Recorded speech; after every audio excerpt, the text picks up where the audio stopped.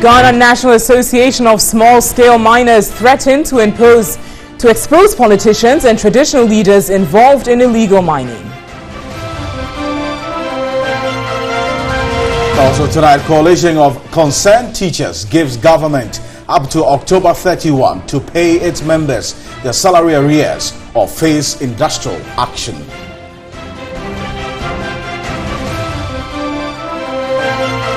Also ahead this evening, second Deputy Speaker of Parliament and NDC flag-bearer aspirant Alban Backman says his comments against persons with disability were misconstrued, although he takes full responsibility for them.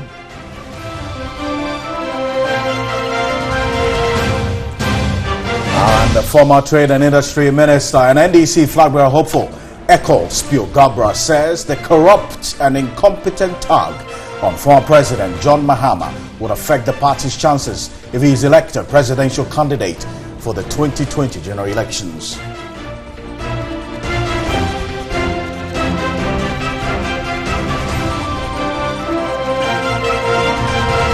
On the international front this evening, UK Prime Minister Theresa May announces plans to boost Britain's investment in Africa after Brexit.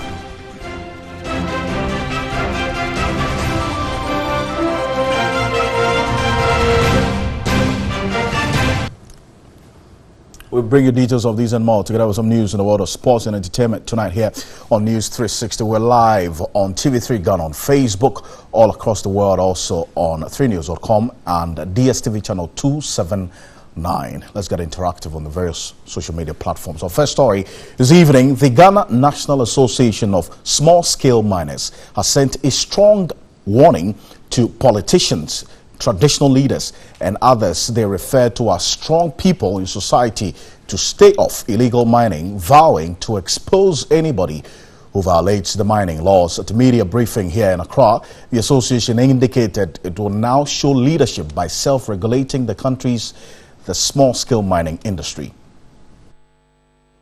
General Secretary of the Ghana National Association of Small-Scale Miners, Godwin Ama, who briefed the media, said it will continue to engage and support government to go through the recently launched roadmap to ensure its members go back to work as soon as practicable.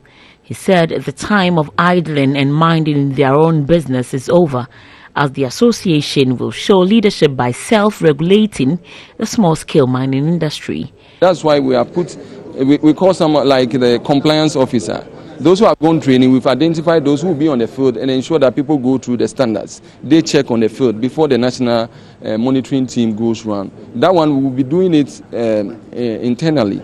Then the state institution will also be doing their own thing, but we'll ensure that we collaborate with them so that mining will be done and it will be done properly. Of more concern to them was the involvement of some politicians and traditional leaders in the illegal mining business. So if you're a politician and you go in illegally, it's not because you're a politician the law will be different from your end. The association will ensure that we expose any politician or any traditional person who operates illegally or supports illegality in the mining space. A roadmap towards the lifting of the ban has been criticized by many who see the timelines as vague. Dates for the various intended actions and completion dates many contend would have calmed nerves. The small-scale miners want the Interministerial Committee on Illegal Mining to speed up processes towards the lifting of the ban, as indicated in the roadmap. And I watched the document carefully. It says those who are vetted will be allowed to go back and work. So once I've gone through and I've availed myself to the committee, and what we're also proposing that it shouldn't be political. People should not see it being a political venture where certain people will be favored and others will not be favored. Government placed the ban on small-scale mining in June 2017 following widespread environmental degradation and pollution of water bodies due to the application of harmful chemicals such as mercury and cyanide. An aspiring NDC flag bearer, Alban Backbin, has apologized for his late response to comments he made on persons with disability appointed to certain roles in government, which have attracted public backlash. At a news conference in Accra, the second Deputy Speaker of Parliament said his comments were taken out of context. Alban Backbin said he was not apologizing because he made the comments that some persons who were appointed by former President Mahama were incompetent, but because of his late response and the fact that he should not have made such comments in public. I want to take full responsibility for the indiscretion in going public with issues that should otherwise be private to the NDC. I have learned that such disclosure could raise emotions among some sections of the Ghanaian society. What I said was that certain wrong decisions were made in placing or assigning some government appointees. This wrong placement cost the NDC some votes. The second Deputy Speaker of Parliament refused to accept his comments were attack on persons with disabilities as portrayed on social and traditional media, insisting he did not say those persons he mentioned were not competent to hold public office. He said a Backbin-led government would be committed to ensuring inclusiveness and could not have made such comments against persons with disabilities. I have championed several bills and policies in Parliament to further the interests of persons with disabilities. I have also worked enormously with persons with disabilities, and I know their capabilities. Currently, I'm a patron of Reach of Disability Sports and Educational Foundation. I have also on countless occasions personally funded several programs and activities, including the provision of scholarships to persons with disabilities because of my endless affection for the marginalized. The Nandoli Kalio MP, who is aspiring to lead the NDC in the 2020 elections, says he does not have any scores to settle with former President Mahama and assured the party of his support towards any of the aspirants who will be elected. He said he has already apologized to some persons who were offended and will continue to do so. Some physically challenged persons who were present at the news conference noted the Nandoli Kalio legislator over the years has been supportive of persons with disability. We have some powerful evidence to prove to Ghanaians that Honorable is in love, that's the word I will use, with disabilities. And Honorable is in seriously disabilities development in this society. Well, a former trade and industry minister and NDC flag bearer hopeful Eko Spiogabra says the corruption and incompetent tug on former President John Mahama would affect the party's chances in the 2020 general elections. He was speaking on 3FM's Sunrise Morning Show. The word incompetent has become a popular word in Ghanaian politics. It was first used by the then running mate of the New Patriotic Party in 2016, Dr. Mahmoud Bawumia, to describe the level of knowledge of the former president, John Mahama. This government is very competent at creating, looting and sharing. This government is very competent at propaganda. This government is very competent at perpetuating doomsday. Fast forward 2018 and the former trade minister, Dr. Eko Spiogabra, who is also aspiring to contest the party's primaries, says the incompetent tag put on former President Mahama, who intends to contend for the NDC's flag bearership, will destroy their chances in 2020. And in the case of the flag bearership, cannot be accused by the MPP of either being corrupt or incompetent, which were the two main charges that the MPP leveled against us. They leveled many charges, but all those charges cluster around the two main words of incompetent and corrupt. If you ask NDC delegates who have asked from Ashanti region to Central region to Northern and Volta region, what did we say as NDC we will do for people of Ghana? 58 people in a room, 80 people in a room, 100 people in a room, and they cannot tell me or tell themselves what we said we were going to do. You said you were going to continue. Then I asked them, yeah, twaso. And so that people say, what does twaso mean? Are you going to twaso your alleged corrupt deeds? Are you going to twaso your alleged bus branding saga, your JIDAS and whatever it was that we were accused of. But when I asked the same delegates, what did MPP say they would do for Ghana? NDC delegates are able to recite what MPP said they would do. Ecospio Gabra also implied the former president doesn't have enough global experience. You must have practical experience, not just writing examination. Nobody has that practical experience. Not to my knowledge. Including John Mahama. Working in an advertising agency in Ghana, the second largest advertising agency in Ghana. That's where I started my career at the age of 21. By the age of 24, I was the general manager of that agency. Then going to the United States and working with the largest communications company in the world. That's understood. So those are the practical experiences. Are you saying John Mahama himself doesn't have the practical experience? Well, he will come and tell you what he has. I'm not here to but you say all the people don't have. Not my kind of experience. The track records are there, and everybody should go and sell their own message. They don't have your kind of experience. They have other experiences, and they'll go and sell it. Not your kind of experience. Everybody's unique. We have different thumbprints and different irises in our eyeballs, and so many things that make us all unique. So I sell my experience, and they also go and sell their own. He, however, denied having said he would be the running mate to the former president, John Mahama. Well, let's now turn to education, as the Coalition of Concerned Teachers has given government up to October 31 to pay its members their salary arrears on face and industrial action. In a communique issued after its national executive meeting in Tamale, the group indicated its full support for the double track system if only teachers are not shortchanged or overburdened without the necessary remuneration.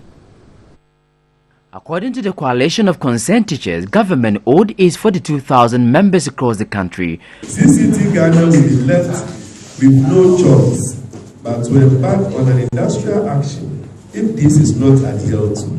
This we will do even if only one affected person is not paid before the deadline of October 31, 2018. On the licensing of teachers, the group asked the National Teaching Council not to rush but to be cautious in implementing the policy to ensure no teacher was disadvantaged in any way.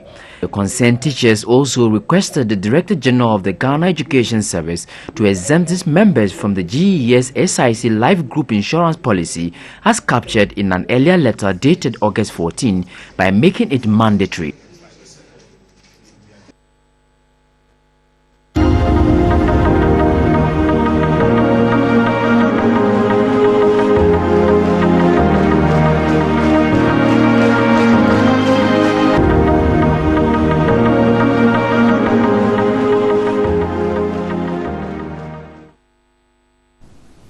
And the focus still continues on the late Busumuro Kofi Annan, and the Ghana Association of Former International Civil Servants has expressed condolence to the family of the late Kofi Annan. Members of the association, along with other diplomats and public servants, earlier signed the book of condolence in the respect of the late UN Secretary General Kofi Annan.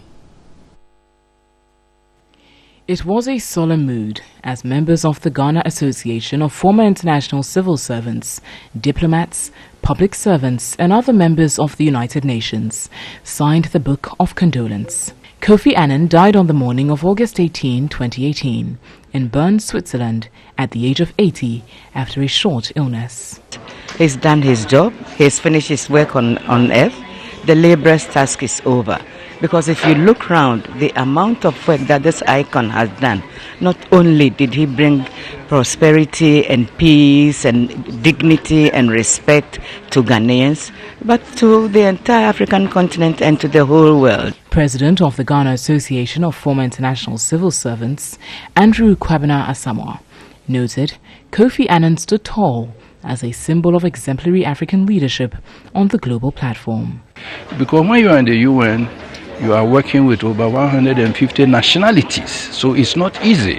So to be able to lead them in a calm way, honestly, and it impacted on us, even we the staff, because we were from Ghana, we were always associated with him. And in a way, it boosted our own status and possibilities in the organization. So UN Coordinator for Ghana, Christine Evans-Clark, noted Kofi Annan had immense pride for Ghana. I think he's very proud of Ghana. He's very proud of, was very proud of all of the success of Ghana and Ghana's leadership. The fact that His Excellency President Akufo-Addo was the the co-chair of the Secretary General's group of eminent advocates for the Sustainable Development Goals, and was the AU's gender champion.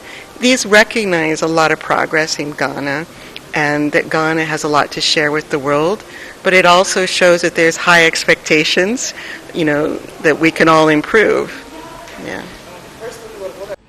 Assistant Director General of the Food and Agriculture Organization, Buka Tijani, noted the programs and initiatives introduced by the late Secretary General should be further developed to his memory.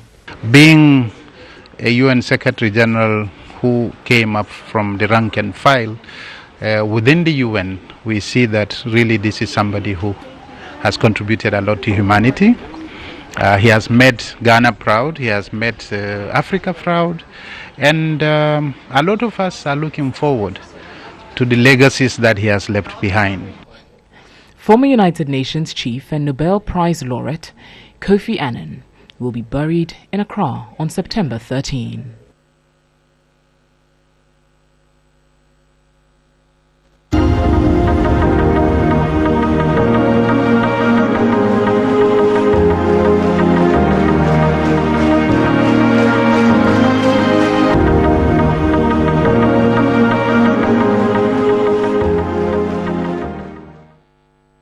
May his soul rest in perfect peace. In some other news this evening, attacks on mobile money vendors in recent times have raised many security concerns, with some suggesting more stringent measures to regulate the sector.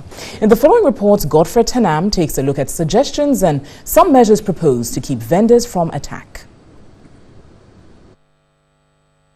The introduction of mobile money services in 2009 was welcome due to the opportunity it presented to the unbanked.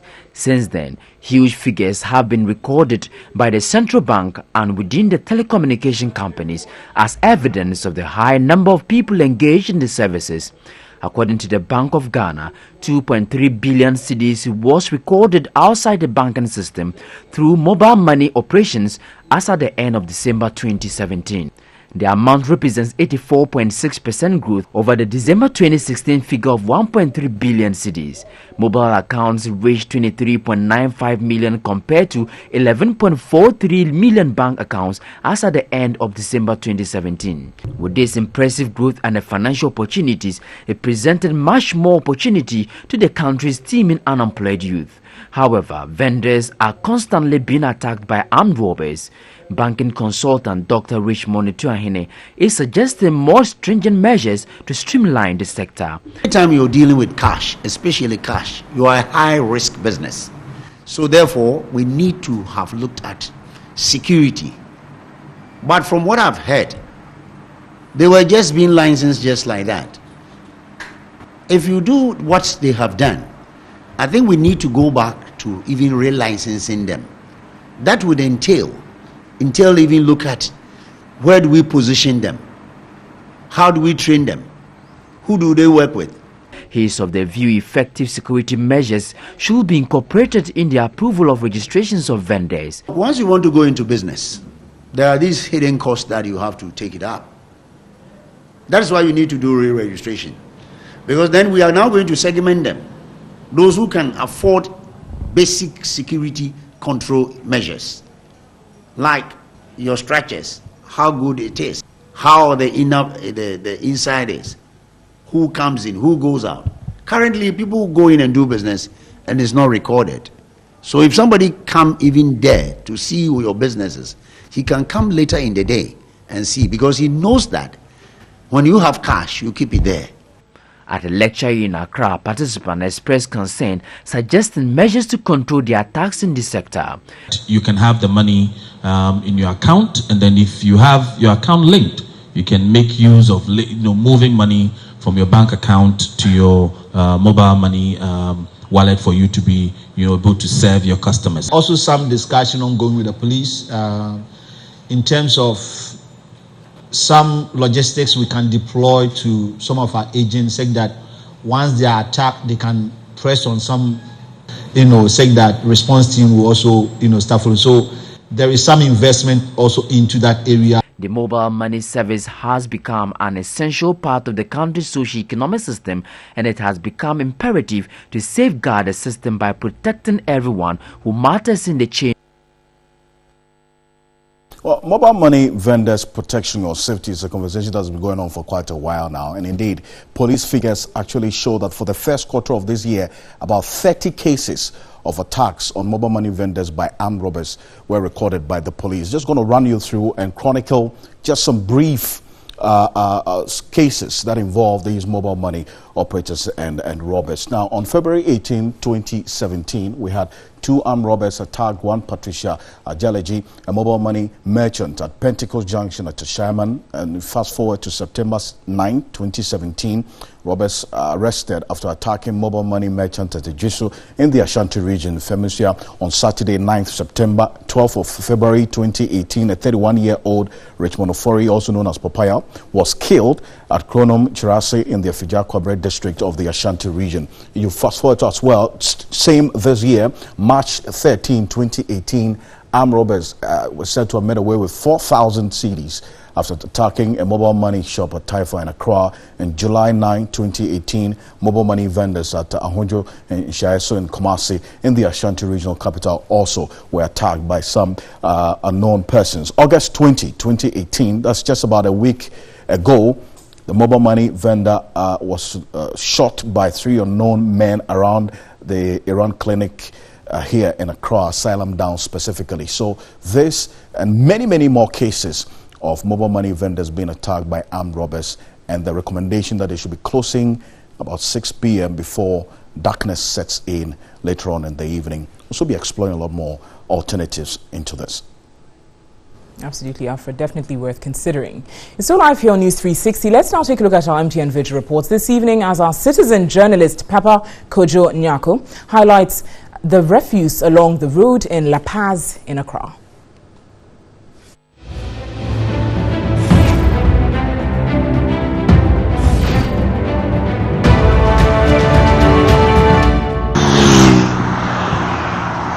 This is La Paz in Accra, near Apankwa.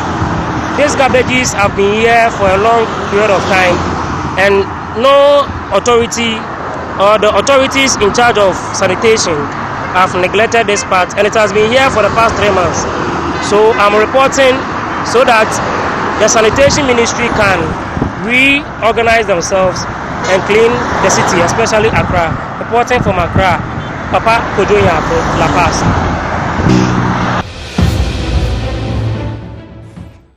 Well, grateful for that report there from Papa Kojo. Remember that you can also send your video report via WhatsApp number. It's 05514330044. That's 05514330044.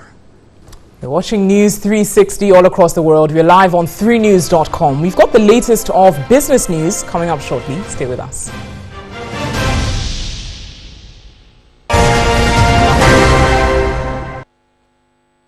You're still watching News 360. Good evening and thanks for staying with us. Let's do some business now with me, Nanikia Mensah-Brampa. Chief Executive Officer of the Ghana Investments Promotion Center, GIPC, Yofi Grant, has lauded efforts by the Bank of Ghana to sanitize the financial sector.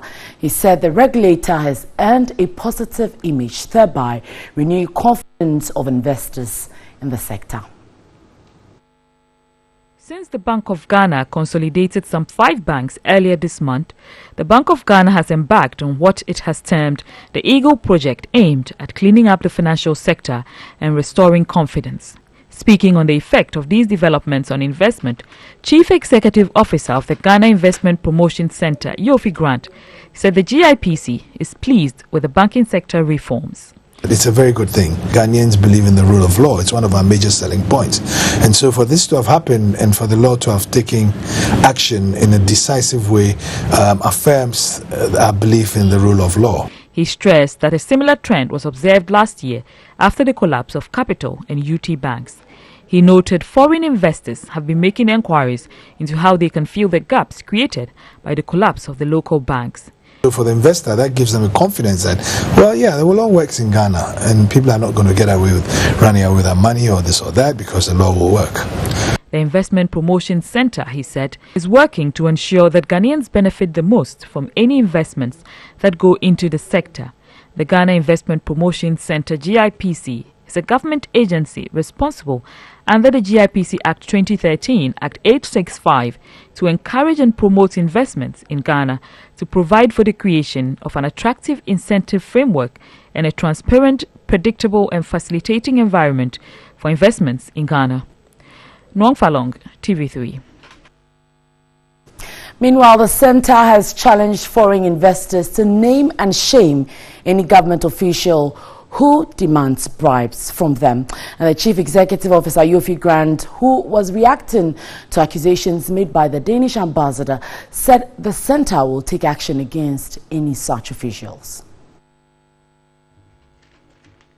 At the inauguration of the Ghana Integrity Initiative Speak Up, Resist and Report Corruption in Accra, the Danish ambassador to Ghana, Tove Denwell, said Danish companies had complained about encountering payment of bribes termed as facilitation fees in doing business in Ghana.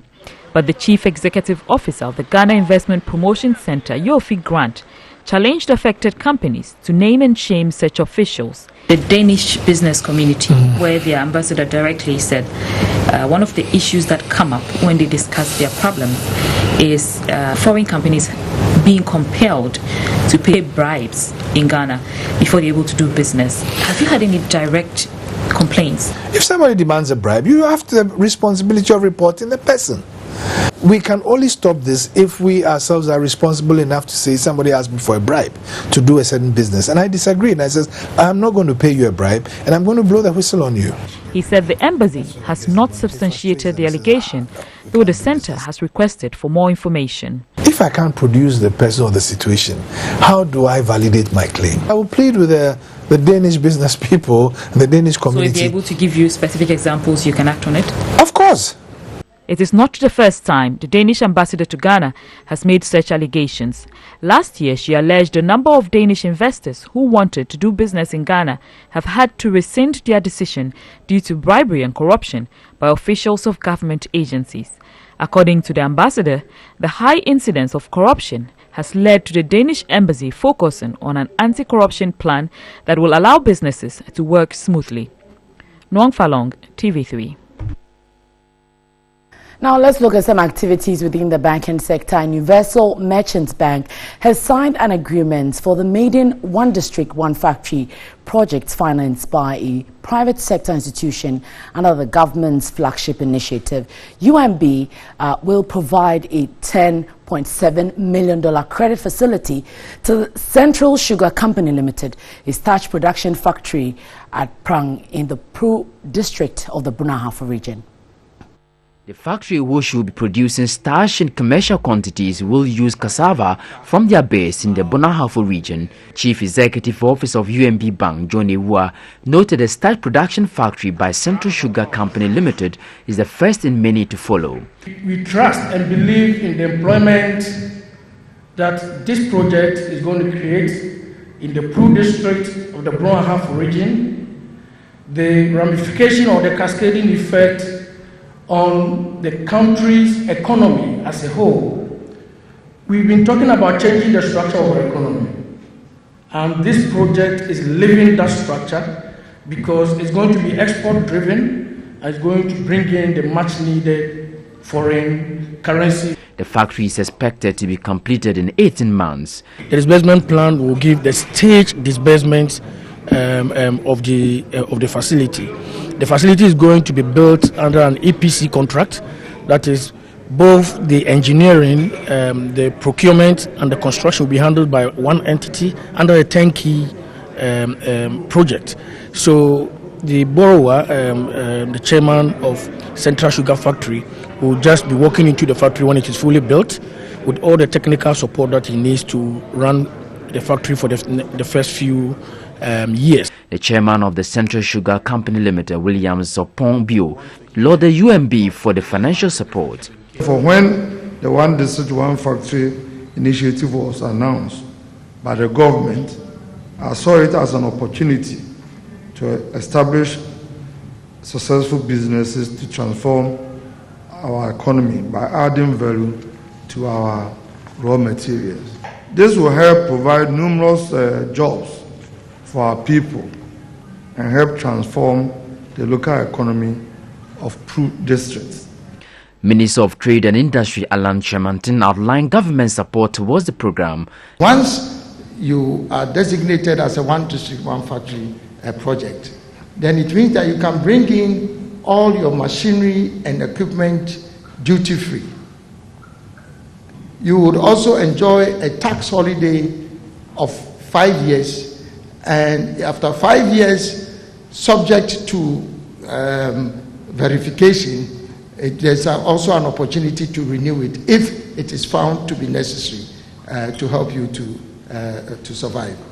Beyond also these incentives, you can bring in your raw materials also duty-free. Last year, UMB Bank pledged $100 million of soft credit to support government's One District, One Factory initiative. Right, you're watching News 360. This is the business segments. Let's move on to aviation. And the accountable manager of Passion Air, Edianan, says Passion Air is a customer-centered airline carrier and will be the game changer in the domestic aviation industry. And he made the statement at the launch of the airline here in Accra. Launching the airline, Deputy Minister of Aviation, Kwabena Darko Mensah, indicated that government will continue to provide a supportive environment for domestic airlines to flourish. Our expectation is to boost domestic operations by encouraging and supporting local airlines and entrepreneurs to set up strong private airlines that can fully utilize all the nation's route rights. We are proud to say that Passion Air is a product of this vision. A Ghanaian domestic airline led by an indigenous Ghanaian. Accountable manager of Passion Air, Eddie Annan, is convinced Passion Air is in the country to stay. He gave the assurance to potential passengers that the airline operates on efficiency, professionalism, competitive pricing, and value for money. We will make Passion Air the preferred domestic airlines in the country. The Eagle has landed, and it will separate the men from the boys. Indeed, life is nothing without passion. Former Attorney General Marietta Brew Apia Opong underscored the impact of the airline in the areas of job creation, income, and the breaking of existing monopoly. She offered some advice to the management and staff of the airline. Learn from the mistakes made by other airlines that fell along the way. Please do not repeat those mistakes. You cannot repeat the mistakes of these other airlines and expect a different outcome. Listen to your regulators and comply with the rules of the industry on safety, security, and customer care. I know you have hired staff already. However, the point needs to be made that you must hire the right people. Taking on the wrong staff could soon become a liability for the airline. Provide continuous training for the cabin crew to provide gracious service to customers. Customer experience will probably sell even more than any marketing strategy in place. Passion Air will begin with 3 daily flights from Accra to Kumasi and will in the course of the year schedule round-trip flights to Tamale and Takrady from Accra.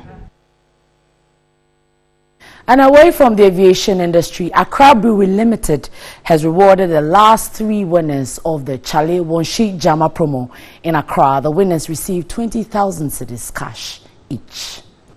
The Chale Wonshi Jama promo rewarded one lucky consumer with 20,000 cedis each from the 28th of May until the 12th of August. Others won instant prizes including 50,000 bottles of beer and airtime.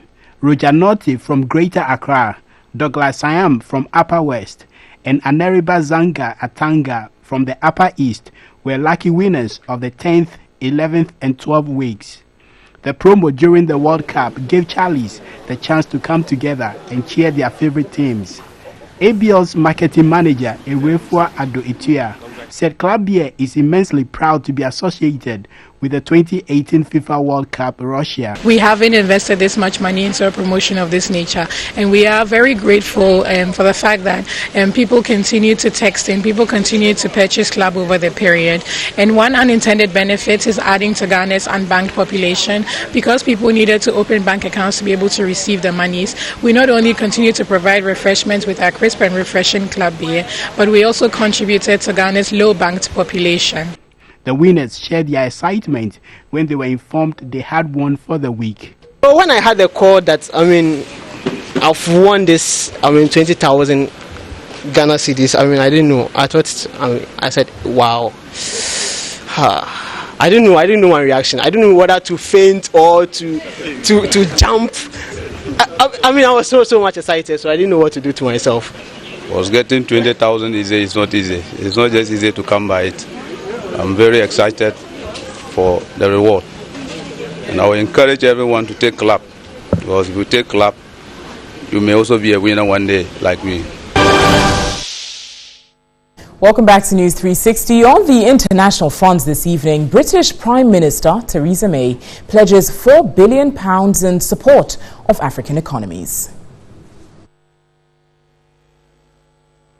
Theresa May has announced plans to boost Britain's investment in Africa after Brexit during her first trip to the continent as Prime Minister.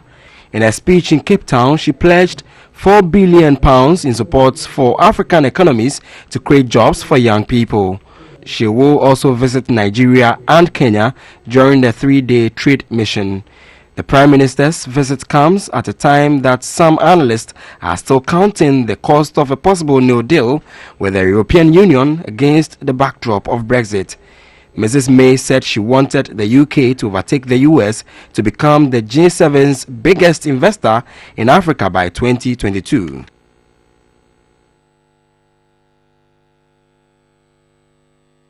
There's more news on International Front on 3news.com. We're back shortly with some entertainment news to stay.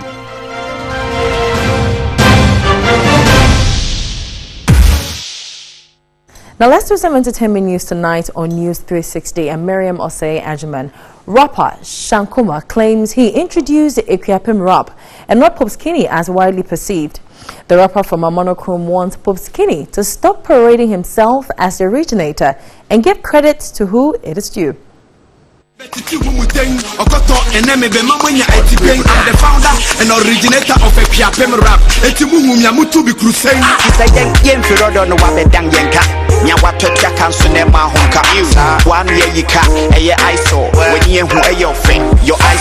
Shankuma and Pope Skinny have both laid claims to introducing Ekuapem rap. Many music enthusiasts regard Hot Cake hitmaker Pope Skinny as a true originator, applauding him for blazing the trail.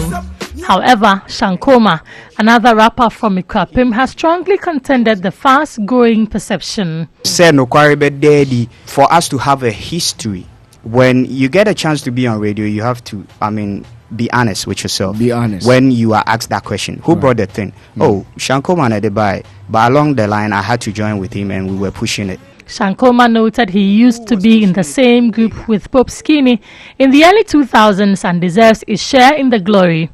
He insisted it would be unfair and out of place for Pope Skinny to single-handedly lay claims to the Ekuapem rap initiative. Who was pushing it bigger? Oh, Abia, up to some point, for some reasons I had to slow down, and Skinny was pushing it way bigger. It doesn't mean say you're supposed to take Diaya Medeno from me. When you get an opportunity, why don't you even say both of us took the thing there? Right. But if you divert the whole thing and be like, I did this, I taught him how to do it. No, seriously. Okay. He can't teach me how to rap. Speaking on Showbiz 927 on 3FM, the Ekuapem rapper explained why he parted ways with Pope Skinny.